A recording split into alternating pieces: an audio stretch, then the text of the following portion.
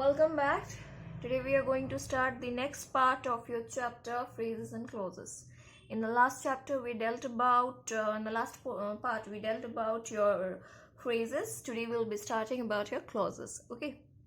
So what is a clause? A clause is a group of words that form a part of sentence, has a subject and a finite verb of its own. Okay.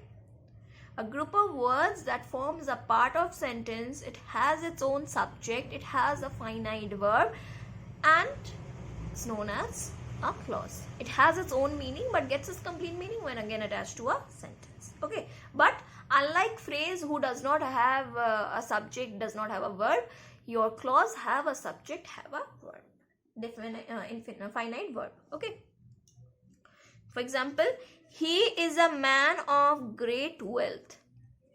He is a man of great wealth. I can say he is a wealthy man. Okay, he is a wealthy man. Wealthy man is your adjective phrase. Sorry, wealthy man is your adjective. Okay, he is a wealthy man. Wealthy is your adjective. In this case, the adjective is converted into an adjective phrase. He is a man of great wealth. He is a man of great wealth. So, of great wealth is your adjective phrase. But here we were dealing about clauses. Now see. He is a man who possesses great wealth. So this who possesses great wealth is your clause. Who is the subject, possess is your verb. What we have learned? That a group of words that forms a part of sentence has a subject and a finite verb of its own is called a clause. It has a subject, it has a finite verb of its own. So this becomes a clause. So he is a man of great wealth. An adjective phrase is transformed into a clause. A phrase is transformed into a clause. Okay. Then again, as like phrases, there are three kinds of clause: noun clause, adjective clause, adverb clause. Okay. Noun clause. The clause which performs the work of a noun, as like noun phrase. But here it will have a subject, it will have a verb. Okay. And a noun clause, as like noun phrase, can be a subject, can be a object. The president of the club inaugurated the function. Here it is working as a noun clause of object. Playing the clarinet. Whoever wins the race will claim the prize. The highlighted noun clause is the subject of the sentence. The student did not know where the meeting was. Where subject was object verb. Okay, here where the meeting was is working as a object. Is working as the object of the sentence. Whoever wins the race, the entire thing is working as the subject of the sentence. Okay. The entire sentence, whoever wins the race will claim the prize. So this entire thing is a subject. For example, if I say Raman will claim the prize. Now in case of Raman, what I am saying? Whoever wins the race. So Raman is the noun. Whoever wins the race is taking the place of Raman. So whoever wins the race becomes my noun clause. Because it is a clause. Why it is a clause? It has a subject. It has a verb.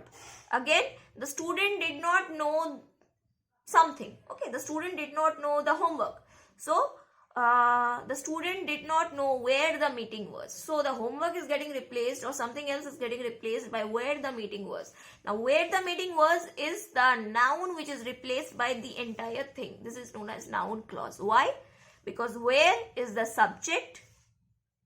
Sorry, the meeting was the subject, was is the verb. Okay. Next, Adjective clause. Adjective clause again, a clause which does the work of an adjective. Mansi has a cousin who is a surfer in Hawaii. Who is your adjective? Sorry, who is the subject? Surfer is your verb. Okay. Hema has beautiful pearl which she found on a beach. Which she found on a beach. So here it has a definite subject. It has a definite verb.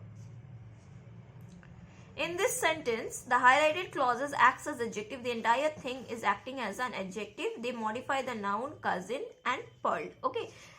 It is about, the entire thing is about pearl. So this is adjective. This is modifying the noun pearl. Here it is modifying, it is describing, it is qualifying the noun cousin.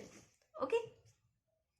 Most adjective clauses are introduced by relative pronoun like who, which and that.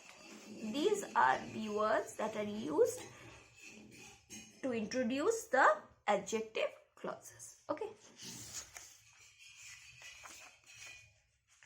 Next.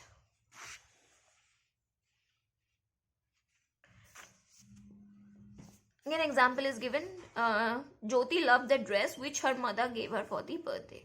Here adjective clause is introduced by preposition plus relative noun. Okay. By whom? Such as by whom. Here this is the house from where, it is the tower on which, this on which, from where are also your adjective clauses. Preposition plus relative noun. Okay. This is preposition plus relative, preposition form plus relative noun, where preposition on plus relative pronoun which. Next is your adverb clause. Function of adverb, to modifying verb.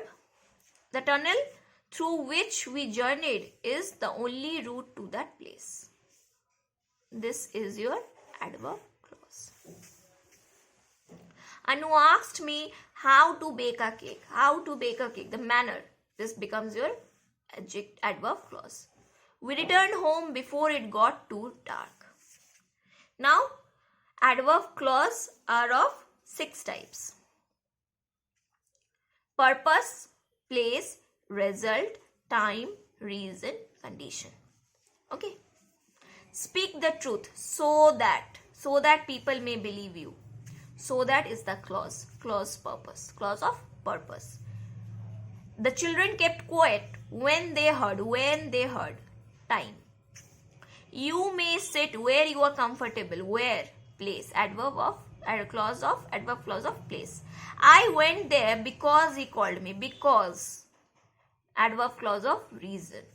Sarita cried so much that her eyes were swollen. Again, reason, that. So that, purpose, that, result. If you trouble me, I shall complain to the principal. Condition, if. Okay. So, this is your entire adverb clause. There is one more distinction that would understand clearly. A phrase can never stand its own. In the kitchen, in the evening, all these are phrases which cannot stand on their own. They do not have their complete meaning. Sentence can stand on its own. I am going to the market. Okay. I am going to the market is your phrase. I am going to the market. This is your entire sentence. Can stand on its own. A clause may or may not be able to stand. Okay. Here comes your principal clause and subordinate clause. If it is a principal clause, it can stand on its own. If it is a subordinate clause, it cannot stand on its own. If it does, it means that it is also a sentence. If a clause can stand on its own, it is a principal clause or a sentence. If it does not, it may be a part of a longer sentence made up of 2 or more clauses. Here it becomes a subordinate clause. Okay. So this was your entire chapter of phrases and clauses. I hope it would be clear to you all, as I have done this chapter during your online classes. So prepare well from the video. It would be your help, I guess. Prepare for examinations well. Okay. So till then, take care and bye-bye.